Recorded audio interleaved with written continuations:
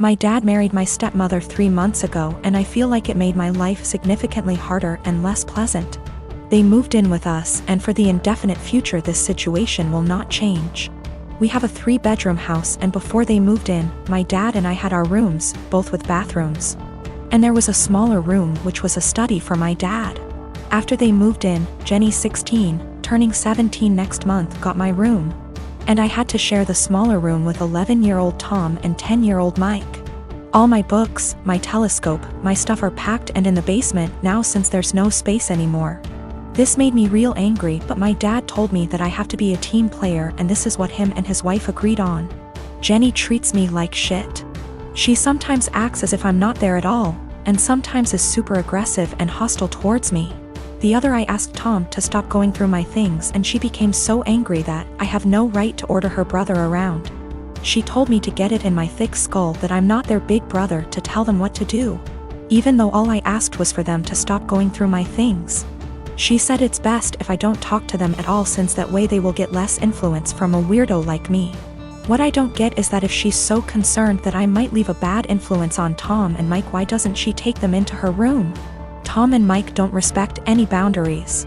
They're always through my stuff. I have a watch which was a gift from my mother. She died of cancer, and they took it from my drawer and lost it.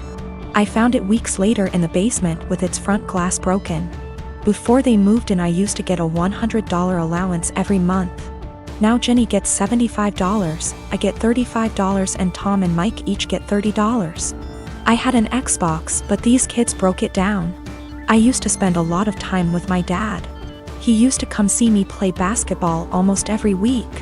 He hasn't done it even once in the past 3 months since he's always working overtime. We eat out once a week, and none of them in these 3 months have been to any of my favorite places, but Jenny, Tom and Mike have each chosen their favorites more than once. I complained about all of it to my father last week, and he told me that family is all about sacrifices, and I have to make mine. Haven't I made enough sacrifices already? I feel like I'm the only one making sacrifices. I looked forward to them moving in here, but I now feel like an outsider at home. It's not my home anymore. Life has become very difficult for me. I spend as much time as I can outside because inside is so frustrating, but this is causing problems as well. My dad keeps telling me that not being around means I'm not accepting them as part of the family, while in reality it's the opposite. So I get grounded for not being around, and being around is horrible. I don't want to live here anymore, but I'm only 15 and can't move out. I have nobody else who can take me in. I can't stay here for 3 more years. I'll go crazy. I often fantasize about running away at night, but I know that's also as horrible, if not even more. Recently, my cousin and cousin-in-law have been thinking about relocating to our state because of recent job opportunities. And we've hosted them in the past when they visited. The first time they stayed with us, before my son was born. My nephew seemed to develop a strong attachment to my wife and always wanted to be near her. He drew a picture of a heart and picked some flowers from our yard and gave them to her before they left, saying he loved her. My wife thought this was sweet and gently handled his crush by telling him she would always love him as his aunt. But she was sure he would find another girl to fill his heart soon. He told her no, she was his girlfriend. This weekend, they were staying with us again, and my nephew again wanted to be near my wife every chance he got. His mom and dad noticed and told him that because my wife now had to care for our son, she couldn't pay attention to him as much as before. He got upset, telling us that she was his girlfriend, and had a meltdown, which caused my son to start crying. When my wife got up to take our son to another room to calm him down, my nephew got up to follow, and his dad had to forcibly restrain him from following them. I stood up to block the hallway into the separate room just in case he got away from his dad.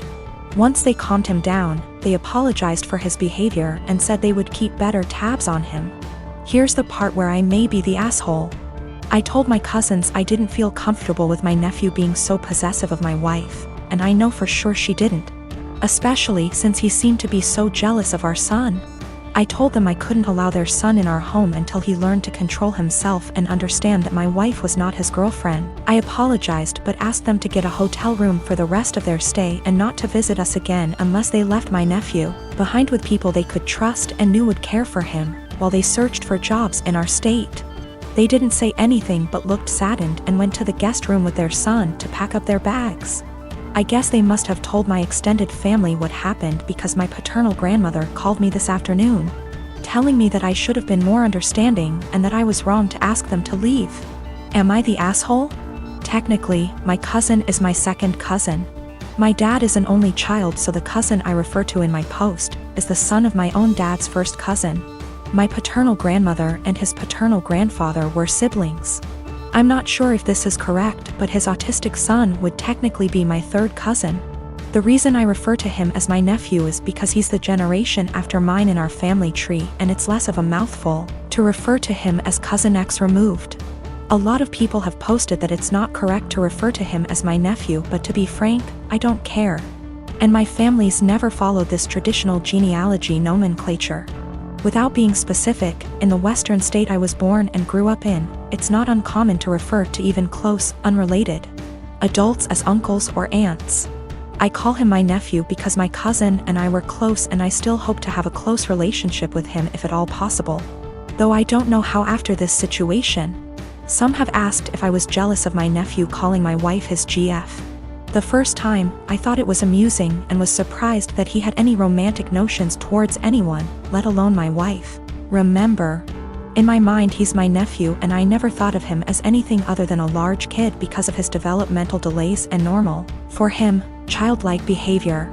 Regarding the situation that happened this weekend, I was only concerned for my wife and son's safety. I didn't know how he would react and followed my cousin's lead, but wasn't about to let him get near my wife and son once they left the room. I don't know what was said to my paternal grandmother, but I don't want to react in anger and want to talk to my cousin once we've both had time to process what happened and calmed down. I have 3 siblings between the ages of 10 and 18. I'm the oldest, fourth at 25. Every year on every single one of our birthday, we're expected to celebrate my mom as well. We've done it since we were little.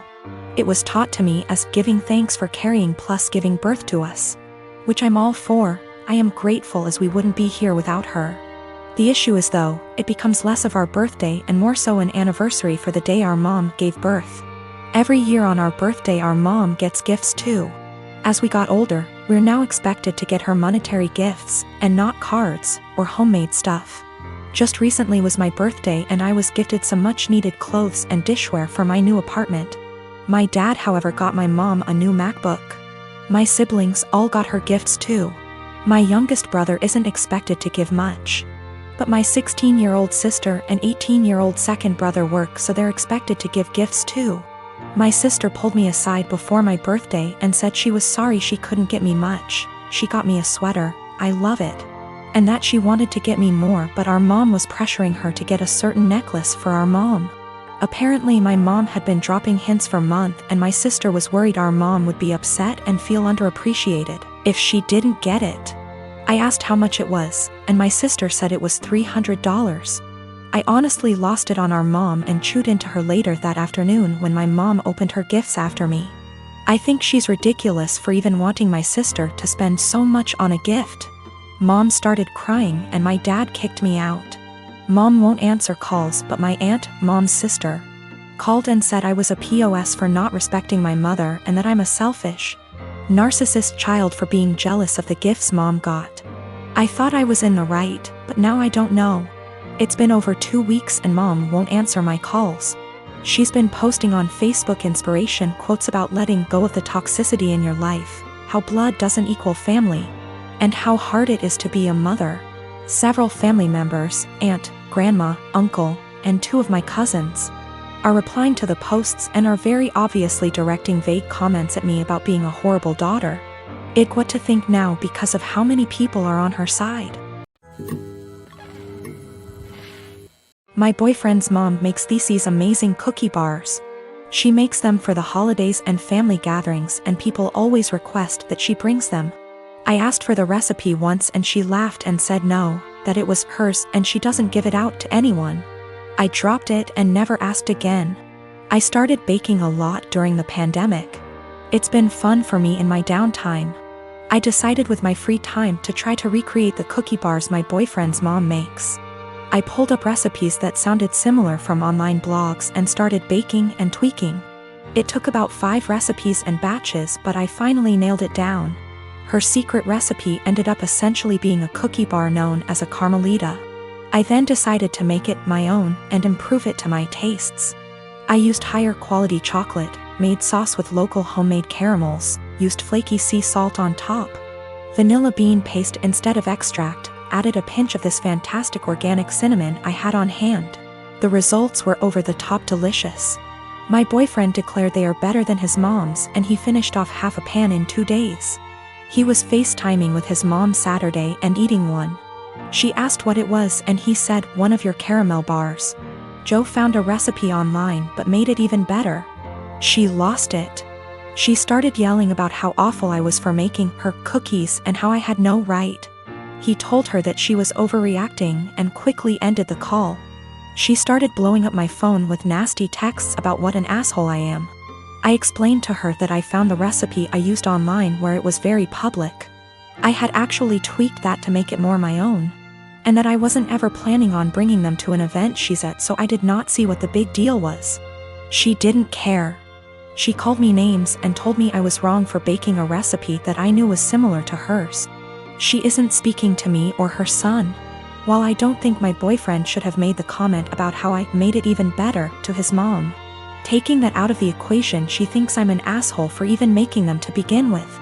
I disagree, but from the texts from her and a couple other family members of hers, they think I crossed a line.